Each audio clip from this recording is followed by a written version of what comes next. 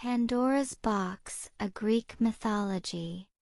In the celestial expanse of Mount Olympus, where iridescent rainbows arched over gilded palaces and the laughter of immortals reverberated like celestial chimes through crystalline halls, a daring act of defiance began to unfurl.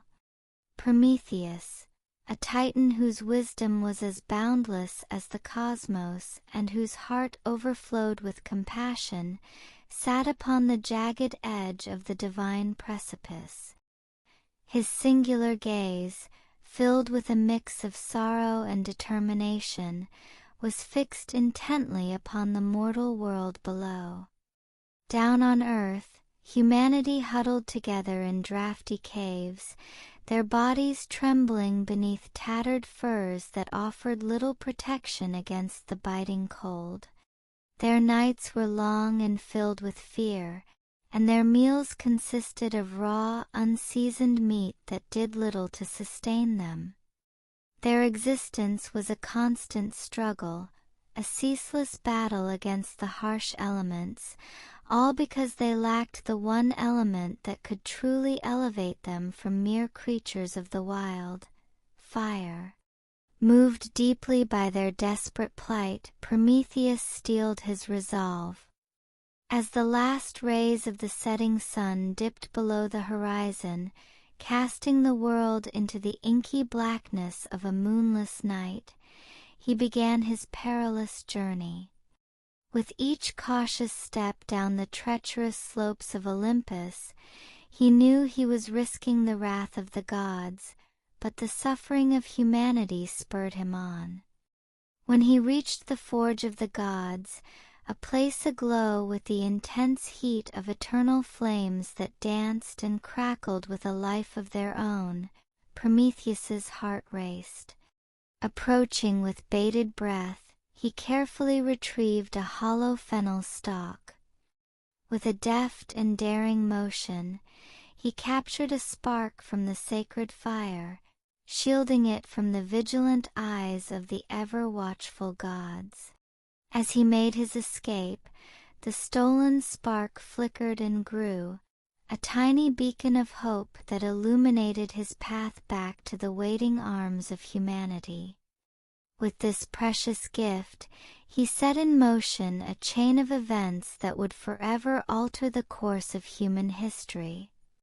In the hands of humanity, fire became a transformative force unlike any other. No longer did they have to endure cold, shivering nights. Instead, they could gather around crackling campfires, roasting their meat to perfection, infusing it with warmth and flavor that made each meal a celebration.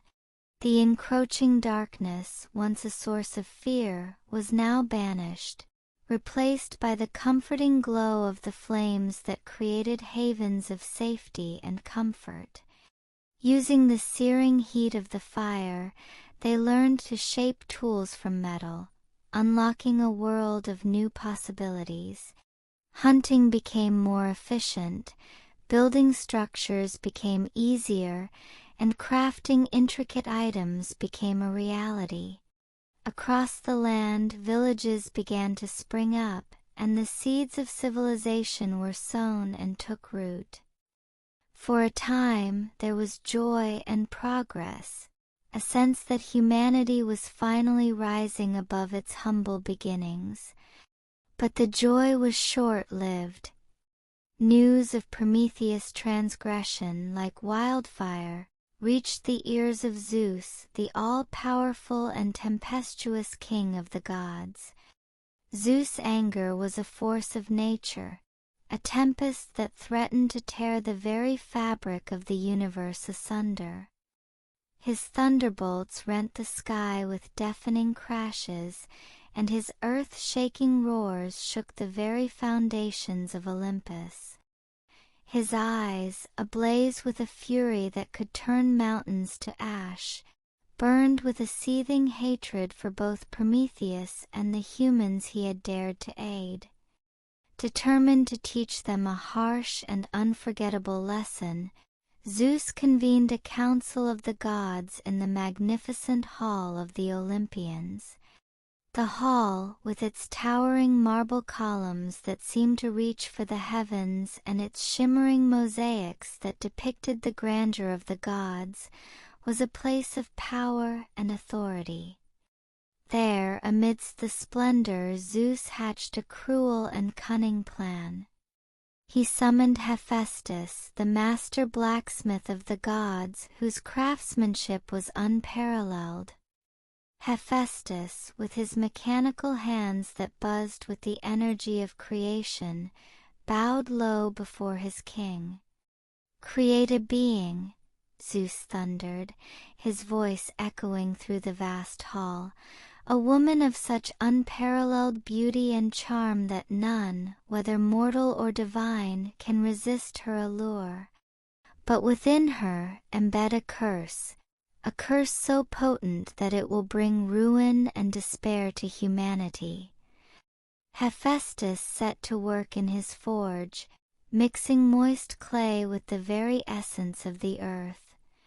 As he molded the clay, it began to take on a form of breathtaking beauty, a form that seemed almost too perfect for the mortal world.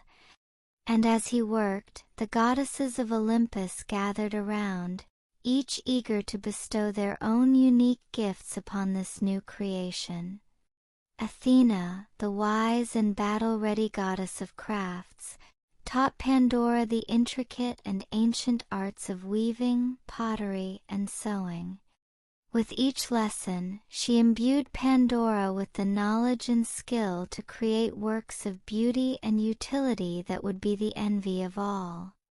Aphrodite, the enchanting goddess of love and beauty, laid her gentle hands upon Pandora's skin, endowing her with an otherworldly allure that was impossible to resist. Her beauty was like a siren's call, drawing in all who beheld her. Hermes, the swift-footed messenger god, whispered secrets into her ear, granting her the gift of persuasive speech.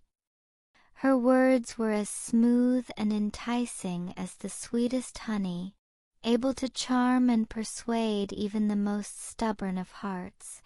And so Pandora was born, her name, a testament to the many gifts she had received, echoing through the halls of Olympus like a prophecy. But Zeus had one final treacherous gift in store for her. He presented her with a large, intricately crafted jar, its surface adorned with strange symbols and runes that seemed to pulse with an otherworldly energy. The jar was locked tight with an unbreakable seal, a seal that seemed to hold the weight of the world's secrets. With a false air of kindness, Zeus spoke to Pandora.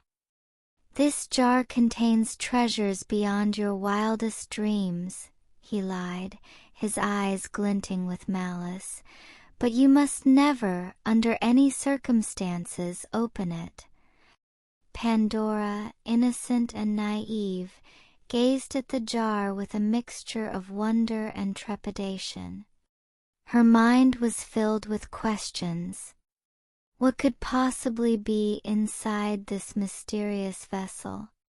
Why was Zeus so determined to keep its contents hidden? Day after day, her curiosity grew, a wildfire that consumed her every waking thought.